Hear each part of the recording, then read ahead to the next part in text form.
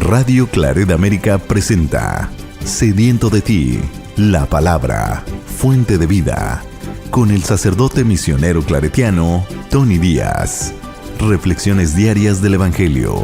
Aquí iniciamos.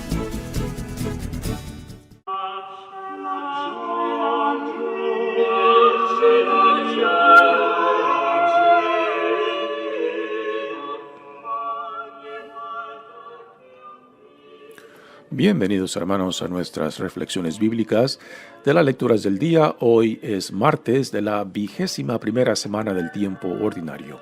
Martes de la 21ª semana del tiempo ordinario. La primera lectura de hoy viene de la segunda carta de San Pablo a los Tesalonicenses, capítulo 2, versículos 1 al 3 y 14 al 17. Hermanos, por lo que toca a la venida de nuestro Señor Jesucristo y a nuestro encuentro con Él, les rogamos que no se dejen perturbar tan fácilmente. No se alarmen ni por supuestas revelaciones ni por palabras o cartas atribuidas a nosotros, que los induzcan a pensar que el día del Señor es inminente, que nadie los engañe en ninguna forma. Dios los ha llamado para que por medio del Evangelio que les hemos predicado, alcancen la gloria de nuestro Señor Jesucristo. Así pues, hermanos, manténganse firmes y conserven la doctrina que les hemos enseñado de viva voz o por carta.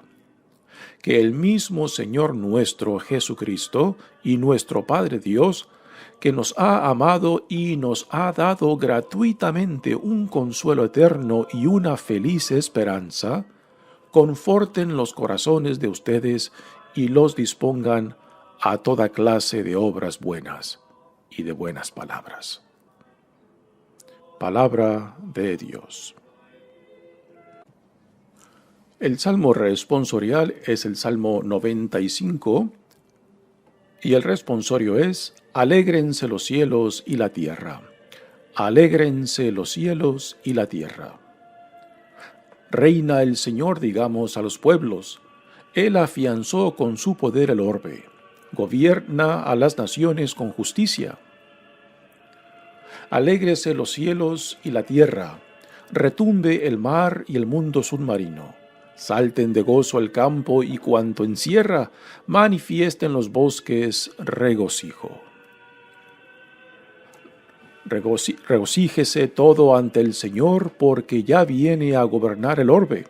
Justicia y rectitud serán las normas, con las que rija a todas las naciones. Alégrense los cielos y la tierra. El Evangelio de hoy viene de Mateos capítulo 23, versículos 23 al 26. En aquel tiempo Jesús dijo a los escribas y fariseos: ¡Ay de ustedes, escribas y fariseos, hipócritas, porque pagan el diezmo de la menta, del anís y del comino, pero descuidan lo más importante de la ley, que son la justicia, la misericordia y la fidelidad! Esto es lo que tenían que practicar sin descuidar aquello. Guías ciegos, que cuelan el mosquito, pero se tragan el camello. Ay de ustedes, escribas y fariseos, hipócritas, que limpian por fuera los vasos y los platos, mientras que por dentro siguen sucios con su rapacidad y codicia. Fariseo ciego, limpia primero por dentro el vaso, y así quedará también limpio por fuera. Palabra del Señor. Muy bien, damos comienzo a nuestra reflexión de las lecturas de hoy. Comenzamos leyendo de la segunda carta de San Pablo a los Tesalonicenses. La primera carta de San Pablo a los Tesalonicenses, nos dicen los comentaristas, es el primer documento por escrito del Nuevo Testamento. Esta segunda carta, los comentaristas nos dicen que muy probablemente no la escribió San Pablo, pero que quizás alguno de sus discípulos, algunos de aquellos que siguieron las enseñanzas y tradición de San Pablo fueron quienes escribieron esta segunda carta a los tesalonicenses. Gran parte del pensamiento de San Pablo se encuentra en ella, pero también algunas diferencias. Por ejemplo, en esta lectura de hoy se habla acerca de la venida del Señor, o sea, el regreso o la segunda venida de Jesucristo, que en la primera carta de San Pablo a los tesalonicenses menciona que ya es inminente. Y en realidad la primera generación de cristianos esperaban el regreso de Jesucristo, la segunda venida, en su generación. Pero con el tiempo, pues el regreso, y aún hoy en día seguimos en espera de la venida del Señor, ¿no? Y mientras tanto, pues la primera generación estaban muy ansiosos del regreso, y por eso surgieron diferentes movimientos dentro del cristianismo que promovían que ya ha venido, que ya está encima de nosotros, y que por tanto, pues habían que cambiar su forma de vida porque ya el regreso del Señor ya estaba inminente entre ellos, y esto estaba creando mucho pánico, mucha ansiedad entre ellos. El mismo San Pablo en sus cartas vemos que su propia idea, que en la primera carta a los tesalonicenses mencionó de que el regreso era inminente, él mismo fue cambiando de esto, de que solamente el Señor, solamente Dios sabe cuándo se llevará a cabo este regreso. Pero mientras tanto, San Pablo recuerda a la comunidad de Tesalónica que se mantengan firmes en el evangelio que recibieron, en la vida a la cual son llamados, no con ansiedad que esperan el regreso, sino simplemente viviendo la dignidad e identidad de vida que han recibido en Jesucristo. Cuando Jesucristo decida regresar, esa es decisión de Él, no nuestra. Eso corre por cuenta de Él. Nuestra responsabilidad es de vivir en lo más genuino posible la vida a la cual somos llamados en Jesucristo, y que no nos encuentre como un ladrón que venga en la noche y nos agarre de sorpresa. No, que cuando el Señor decida regresar, que nos encuentre viviendo, apoyándonos, trabajando para el reino, con la seguridad de que aquel que nos ha llamado también llevará a cabo en nosotros y en toda su creación el plan de salvación que desde el principio de la creación Dios ya había echado en marcha, ¿no? Pero sin ninguna ansiedad, no hay. San Pablo les recordará a las otras comunidades que no hay por qué vivir con ansiedad, con temor o miedo al regreso de Jesucristo. Pues si nuestra fe y esperanza está en un Dios misericordioso que en Jesucristo se manifiesta claramente, entonces ¿por qué hemos de temer o por qué hemos de estar con ansiedad? Esto es algo que también resalta en esta carta. Dice la carta de hoy: hermanos, por lo que toca a la venida de nuestro Señor Jesucristo y a nuestro encuentro con Él, les rogamos que no se dejen perturbar tan fácilmente. Parece que había dentro de la comunidad de Tesalónica diferentes opiniones que pues estaban creando quizás ansiedad entre la comunidad, de que si tenían que vivir de una forma exagerada. Para poder apreciar esto, recuerden, por ejemplo, los diferentes grupos milenarios que surgen cuando se acercan el fin de un siglo o el fin de un milenio. Por ejemplo, cuando se cumplió el año 2000, las diversas corrientes que surgieron de que el fin del mundo ya estaba próximo, ¿no? Y también al fin de cada siglo surgen diferentes grupos milenistas que promueven, ¿no? Y parte de lo que hacen, pues, empiezan a infundir miedo y temor en la gente. Y después empiezan a hacer decisiones, pues, por ejemplo, de vender propiedades o regalar el dinero o meterse en estos grupos extremistas que a últimas se dañan a sí mismos, ¿no?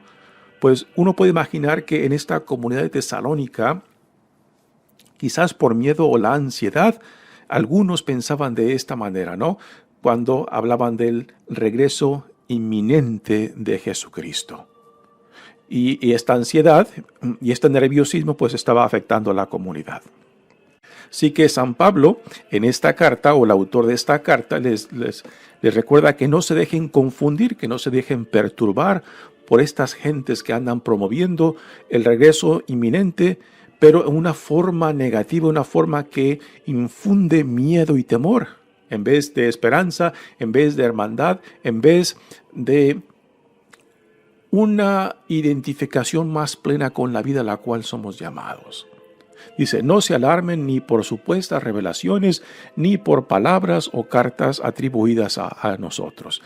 Es interesante lo que dicen, ¿no? Quizás algunos andaban diciendo que habían tenido alguna revelación, que el regreso ya estaba inminente, ¿no? ¿Cuántas personas en la historia del cristianismo no han salido y han dicho lo mismo, ¿no? Que en tal tiempo, en tal año, ¿no? Jesucristo regresará, y todavía aquí estamos. Pero el otro extremo de este tema del regreso inminente del Señor es de que nos volvamos cínicos, ¿no? Y que empezamos a dudar de todo porque el Señor no ha regresado, ¿no? Y nos olvidamos de que la obligación nuestra como comunidad cristiana, como personas, como discípulos de Jesucristo, es de seguir viviendo la identidad y dignidad que se nos ha dado en Jesucristo. Cuando el Señor regrese, esa decisión de Dios. Eso le pertenece solamente a Dios y no a nosotros. Mientras tanto, seguir viviendo, seguir trabajando, seguir optando por el reino y de vivir según nuestra dignidad e identidad que Dios nos da como hijos e hijas amados de Dios. Ya en los evangelios encontramos varias parábolas que hablan acerca de esto, ¿no? De que cuando el Señor regrese, que nos encuentre trabajando en lo que Él nos dejó encargado, ¿no? O sea, construir el reino. Cuando el Señor regrese, simplemente que no nos coja de sorpresa. Y de sorpresa hablamos de que uno empiece a dudar, uno empieza a vacilar, que si sí, que si no, o uno empiece a decir que Dios ya se ha olvidado de nosotros y que ya no regresará, y que por tanto nos olvidamos de vivir, poner en práctica la vida que se nos ha dado en Jesucristo, y que cuando Él regrese, pues que no nos encuentre como un ladrón por la noche de sorpresa, ¿no? A eso hace referencia, ¿no? De que nos mantengamos firmes y constantes en la vida que se nos ha dado en Jesucristo. Que los induzcan a pensar que el día del Señor es inminente. Recordamos en la primera carta a los tesalonicenses, Pablo sí les habló de que el regreso, de que la segunda venida ya era inminente, pero aquí en esta segunda carta ya esta esperanza del regreso inminente ya se va estrechando, o sea, se va alargando y se va perdiendo el sentido inminente y se van concentrando en el tema de la fidelidad y la consistencia de vida, de que cuando Dios regrese, esa es una prerrogativa del Señor y no nuestra. Así que por lo tanto, lo nuestro es la conformidad de vida a lo que fuimos llamados en Cristo. El resto corre por cuenta de Dios. Que nadie los engañe en ninguna forma, dice la carta. Continúa diciendo, Dios los ha llamado para que por medio del evangelio que les hemos predicado, alcancen la gloria de nuestro Señor Jesucristo. Por medio del evangelio alcancen la gloria del Señor Jesucristo. ¿Y cuál era ese evangelio? Aquí está haciendo referencia a la tradición apostólica, o sea, las enseñanzas que los apóstoles recibieron de Jesucristo mismo y que después de la resurrección y después de la venida del Espíritu Santo salieron a proclamar que Cristo vive, ¿no? Esto es parte de la enseñanza apostólica que después pasa a los evangelios.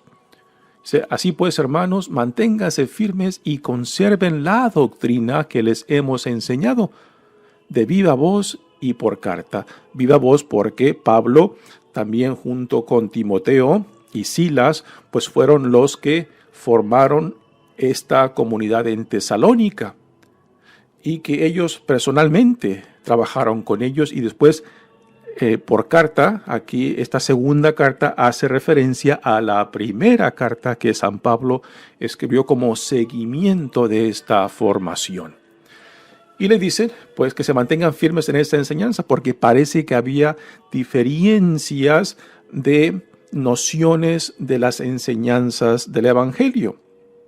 Por eso la tradición apostólica era un tema de suprema importancia en aquel entonces, porque Por tradición apostólica se hace referencia a los discípulos y apóstoles que convivieron con Jesús, que lo vieron, que lo escucharon, que estuvieron con Él y que fueron testigos tanto de su pasión, muerte y resurrección, y después el recibimiento del Espíritu Santo, que fue el nacimiento de la Iglesia.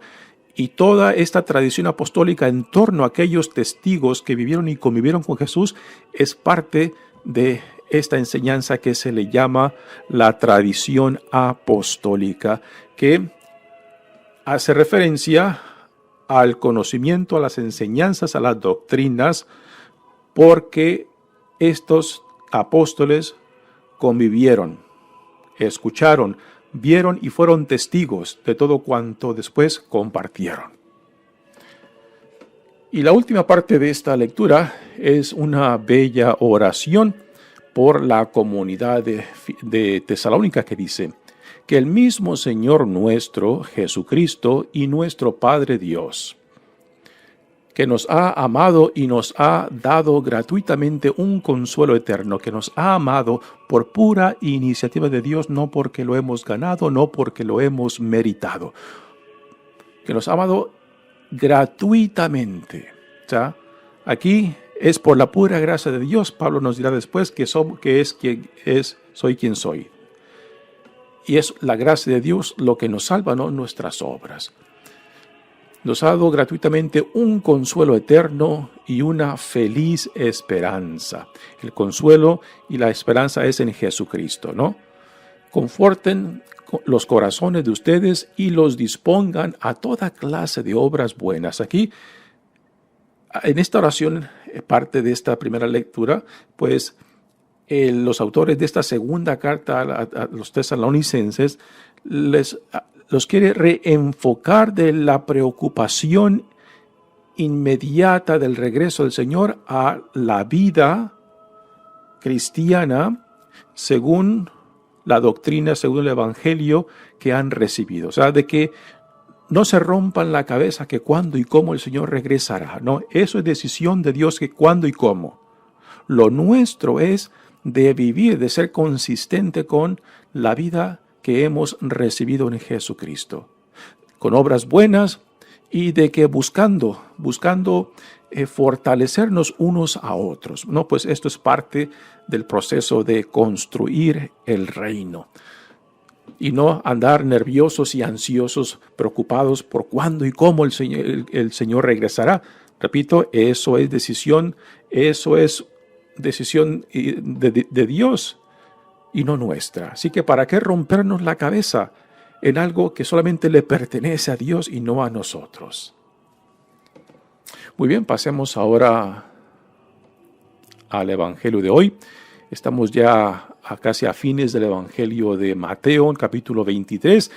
Y en este capítulo 23, del versículo 1 al 36, al 36, es una colección de advertencias y denuncias que Jesús hace en contra de los escribas y fariseos.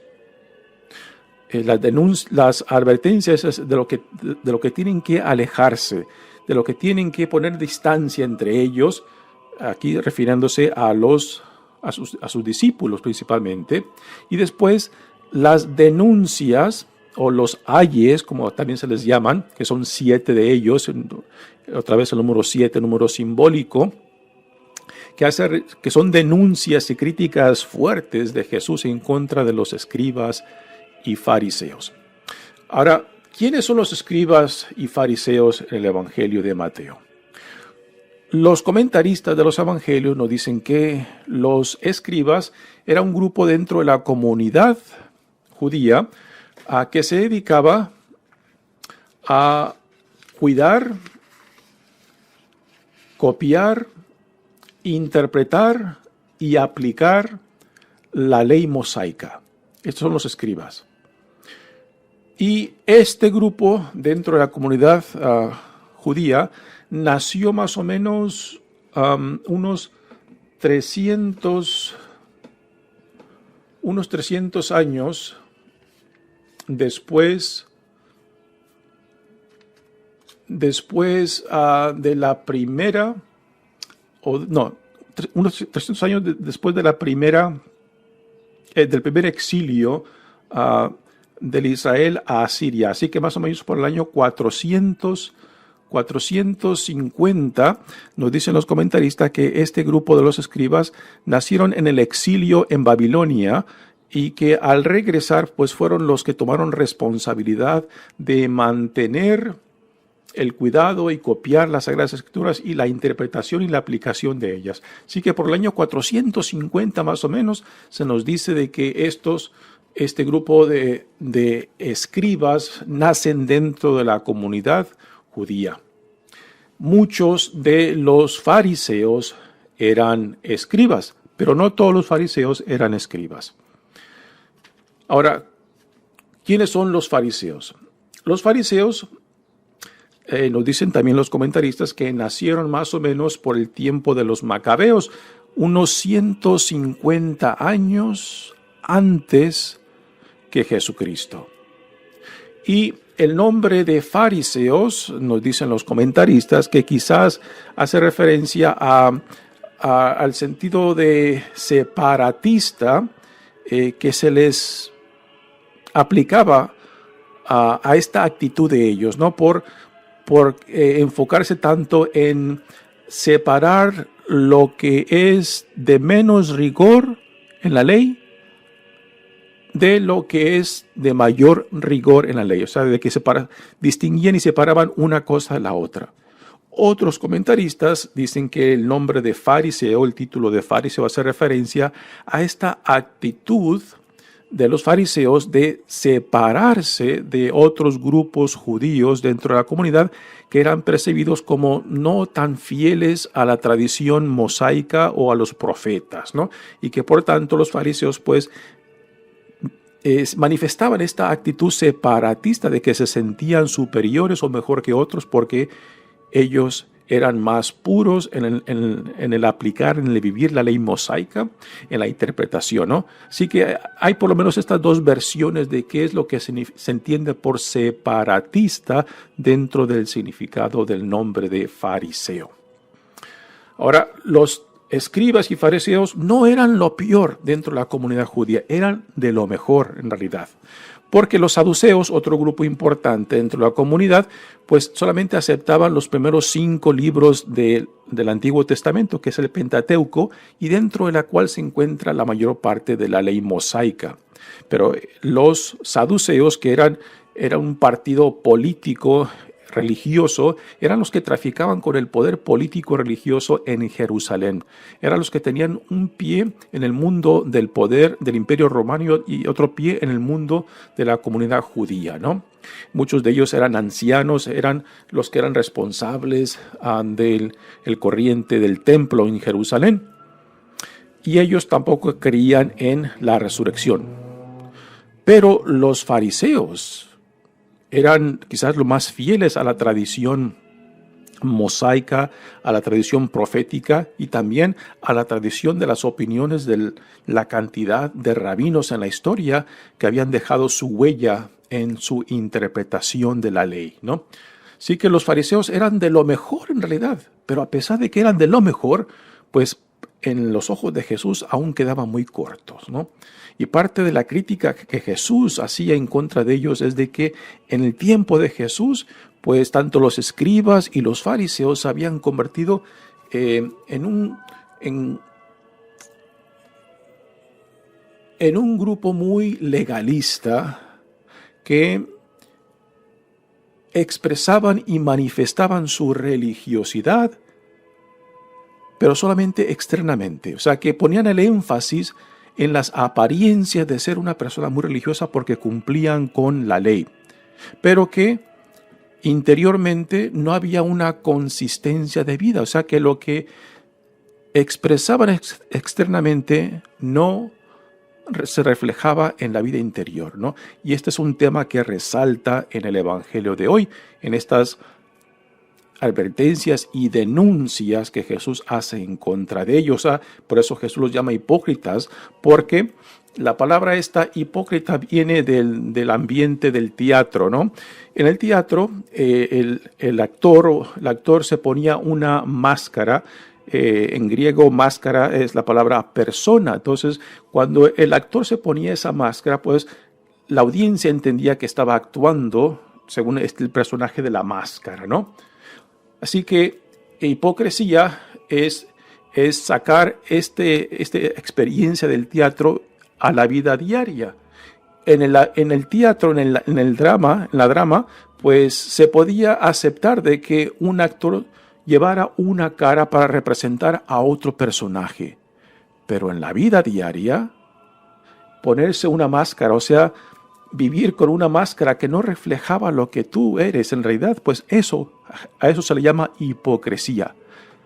Andar con una máscara que refleja no la integridad de quién verdaderamente eres, sino que la apariencia que tú quieres representar. A eso se le llama hipocresía, ¿no? Andar con máscara, ¿no? Y este evangelio de hoy, pues, nos da dos denuncias, dos ayes que Jesús dice en contra de los escribas. El primero dice, este es el número 4 en realidad, ya antes de este evangelio ya Jesús ha hablado de otros tres denuncias o 3 ayes. Aquí nos encontramos en el 4 que dice, en aquel tiempo Jesús dijo a los escribas y fariseos, ay de ustedes, escribas y fariseos, hipócritas, o sea, porque llevan una máscara, ¿no? Pretenden ser lo que no son. Eso es la hipocresía, porque pagan el diezmo de la menta, del anís y del comino, pero descuidan lo más importante de la ley, que es la justicia, la misericordia y la fidelidad. O sea, ¿a qué hace referencia Jesús, no? La ley mosaica exigía el diezmo de todo lo que la tierra producía, o sea, tanto de las plantas, de los árboles, de la cosecha, como de los animales, del ganado. A Dios se tenía que dar el diezmo de todo de lo que la tierra producía, pero los escribas y fariseos habían extendido esta exigencia del diezmo a cosas más insignificantes, hasta a hierbas o plantas medicinales, hierbas, por ejemplo, para la cocina, ¿no? Y al extender estas exigencias del diezmo a cosas tan pequeñas, y sin embargo descuidar lo que es más importante, la justicia, la misericordia y la ley, y la fidelidad, pues a esto Jesús le llama hipocresía. Y después de esta denuncia nos da una pequeña parábola donde deja bien en claro a lo que está haciendo referencia a Jesús cuando dice, guías ciegos que cuelan el mosquito pero se tragan el camello. Sabe que los fariseos eran tan escrupulosos que a veces quizás filtraban el agua para asegurarse de que no hubiera ningún mosquito que hubiera contaminado el agua, ¿no? Pero se tragaban el camello. El camello representa de que se olvidaban de lo más importante de la ley y sin embargo andaban tan escrupulosamente tratando de evitar la contaminación, que en realidad se olvidaban de lo que es esencial y fundamental de la vida a la cual Dios nos ha llamado en la alianza. Así que esta es la primera denuncia, ¿no? A esto Jesús le llama hipocresía. Le dan importancia a lo que no es importante y sin embargo descuidan a lo que sí es importante. Ahora viene la segunda denuncia o el segundo ay. Dice, ay de ustedes escribas y fariseos hipócritas que limpian por fuera los vasos y los platos, mientras que por dentro siguen sucios con su rapacidad y codicia, ¿no? Y Jesús es un tema que constantemente critica de que los líderes religiosos, particularmente los escribas y los fariseos, pues se enfocaban en la apariencia, en la superficialidad de la apariencia y no en la fuente de donde nacen las intenciones y motivaciones. Se preocupaban de ser perfectos en el cumplimiento de la ley externamente, pero no había una consistencia de vida con la vida interior. Y aquí está el descuido, que aún hoy en día esto es un reto que hoy en día vemos mucho, ¿no? Cuando somos tan escrupulosos en exigir, quizás personalmente, o también exigirles a otros, ¿no?, de que cumplan todo cuanto la iglesia enseña, pero se olvidan de lo que es más importante, del amor, de la compasión, de la misericordia, ¿no? Y andamos juzgando, y andamos criticando por qué no se guardó